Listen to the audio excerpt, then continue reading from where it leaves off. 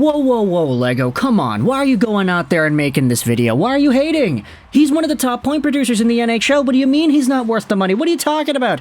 Hey, I totally get it. This is not the video that I expected to be making at any point in this season, nor is this the video that I think any of you expected me to be making either.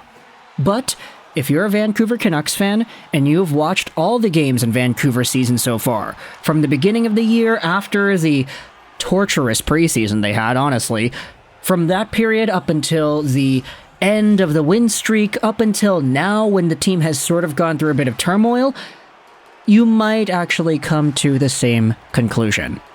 Today we are talking about the quote-unquote best player on the Vancouver Canucks, Elias Pettersson, and how, based off of the most recent few games we have seen, he may not be as worth the money as we thought he would be. Now, I get it, that might be treason to go out there and even hint at or insinuate that Elias Pettersson might not actually be worth some of the top dollars in the NHL. Because, believe me, if you're talking to me about primes, if you're talking to me about ceiling, you're talking to me about potential, then yeah, of course, Elias Pettersson is one of the most incredible players we have ever seen suit up in a Vancouver Canucks jersey, and he is one of, or at least he's supposed to be, one of the best players in the NHL. He was maybe even top 5 at some point earlier in the year. But even though he's got the point production to back it up, even though a lot of the numbers and everything you're going to look at say, okay, yeah, he's making $7.35 million right now, he is expiring as an RFA, and this season he's got 28 points in 20 games, on pace for 115 points. If you look at all the numbers, it's easy to say, for a guy who is 25 years old, going into the long term, that he's going to be worth an extraordinarily high amount of money. Even though it's fair to say that, I feel like with the Vancouver Canucks' most recent few games and the way he has performed in those games, this could be something that really hurts the potential of Pettersson actually securing a lucrative, long-term, big money deal. Take a look at his game log here, and you'll see that PD is still getting points, there's no doubt about that, but he does have only 3 points in his last 6 games played, 1 goal and 2 assists. That 1 goal that he scored was on the power play against Calgary, and if you want to go back to the last even-strength 5-on-5 goal that Elias Pettersson scored, it was Saturday, November 4th against the Dallas Stars.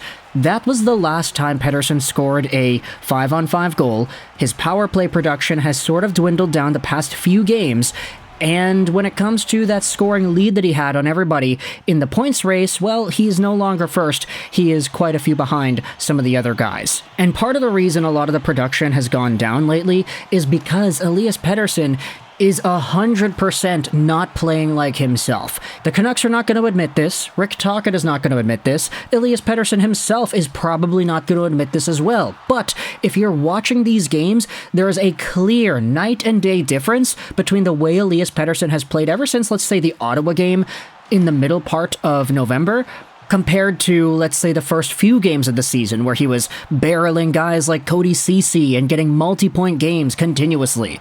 Elias Pettersson, especially in the offensive zone, has been a lot less effective. And I was going to say the word bad, but I think, for Pettersson standards, he's been playing pretty poorly. But for any other player in the NHL standards, I think he's just been okay. And here's kind of the thing as well. Because Elias Pettersson is in a contract year where people are projecting numbers and saying, okay, well, this is the guy, man. He's going out there playing like an 11 and a half, $12 million player. Like, earlier in October, when Pettersson was one of the best undisputed players in the NHL with point production and the lead over everybody, yeah, okay, it's fair to say this is a 12-point-something million caliber player who's playing up to that magnitude. But in the past few games worth of showcases out of Elias Pettersson, can you say this has been a $12.5 million performance out of a guy? No, absolutely not. What Pettersson is doing well, I'd say, the past few games, he's back-checking like crazy. He's coming back on the back-check, he's stealing pucks, he's dot-suking guys, coming back from behind, lifting their stick, stealing the puck, and reversing the opposite direction. He's been doing that, and he's been good.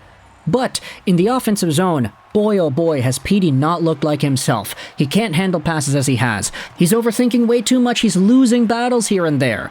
He's refusing to take shots. And because of all this, the past few weeks now, and I say weeks because it has been a few weeks since, let's say, the Ottawa game on the 9th, that Pettersson has sort of gone through this slump, there's a growing idea tossing around there that asks what the hell is going on with EP40. Patrick Johnson had himself a segment on Sakaris and Price earlier today, where he said, I've come to the conclusion that it's a groin issue with Pettersson. Those don't heal easily, especially when you're playing this many games. It's the kind of thing that needs rest.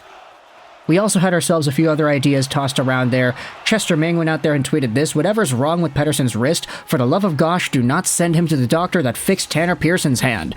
And of course, that's a facetious kind of joke because Tanner Pearson, yeah, he had a really bad hand situation last year that was not handled properly. And for Elias Pettersson, you could say it's the groin, you could say it's the wrist, you could say it's whatever. He's being held back by something. That's for sure. And because of that, we have ourselves posts made like this, for example, on the Canucks sub by the great Nathan. Elias Pettersson is a -8 in his last 10 games. We know he is not 100%, but are we really better off letting him play, or should he sit until he recovers? The top comment says he'd never agree with it, but I'd say let him rest. He's been noticeably less effective and dynamic out there and seems to be having trouble staying on his feet. Let him rest and make sure he is 100% for when the season really starts to become a grind. Another reply asks, what do we suspect is wrong with him besides it being lower body? And another reply says, hey, it wouldn't be the first time that Elias Pettersson was just stuck in his own head. I can basically guarantee he snaps out of it at some point, but getting that to happen needs to be the #1 priority of this team. As soon as Elias Pettersson dropped off, the whole team started to struggle. And it's interesting because that, for the most part, seems to be a constant pattern, you know? The best players on the team will sometimes indicate the strength of the team around them.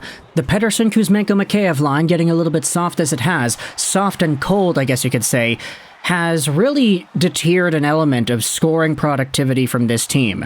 Now it's up to the Miller, Besser, and Phil DiGiuseppe line to continue producing offense, and you have other guys throughout the lineup, like Höglander, for example, contributing too. But you need, for the most part, you need your top guys to be producing like top guys. And some of the replies in this comment thread on Reddit say pretty much the same thing I was talking about at the beginning of the video. That $12 million is down to $11 million now. And High Rise kind of goes out there and replies saying, hey, a bit of a slump this year while Miller and Hughes keep the team afloat and competitive would unironically be great for the long-term competitiveness of the team. If Elias Pettersson continues playing through whatever hurt injury he's got going on and his play suffers as a result, then let's just say this continues for a few more months. It's not going to, but let's just say it does.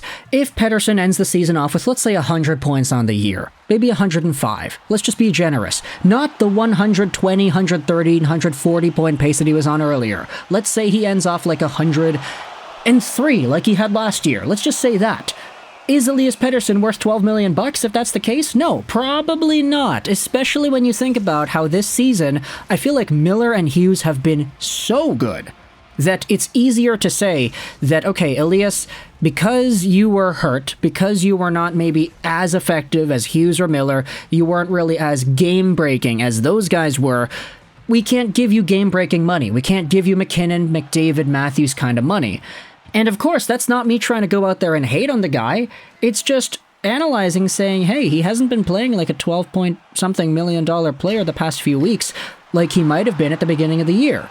Maybe it's a slump, I don't know. Maybe he goes back to $12, $13 million form after he fully recovers. But if he keeps on playing games and he keeps on getting pushed down, he keeps on struggling, he keeps on refusing to take shots, he keeps on bobbling the pucks, he keeps on not receiving his passes crisply and cleanly, then when exactly is that going to happen? When is he gonna fix himself? Because Elias Pettersson is so much better than what we've been seeing the past few games that, sure, you have to give him the benefit of the doubt. If you are negotiating a contract, you know he's better than what he's shown off, but at what point does this slump end up affecting the contract talks and make it seem that he's not actually worth the amount of money that he's really worth? Because at his prime, fully healthy, Pettersson is one of the best players in the NHL. It's just right now, he's not been playing like that. So let me know your thoughts in the comment section below about Elias Pettersson not being worth the money, and how far this slump is going to go for the Vancouver Canucks and Petey. Let me know your thoughts in the comment section below. I hope you enjoyed this video. And bye.